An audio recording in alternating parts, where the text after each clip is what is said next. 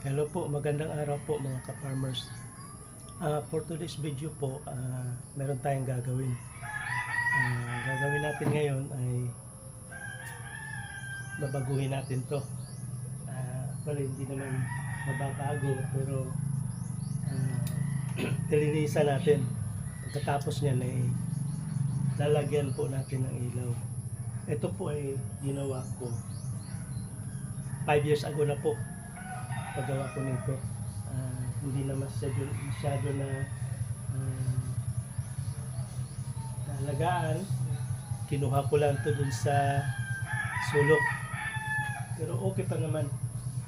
Kaya ang gagawin natin ngayon ay lagyan natin ng ilaw. Lilinisin muna, pagkatapos lagyan natin ng ilaw. Okay, halikas, tulungan niyo po ako or subaybayan po natin ito.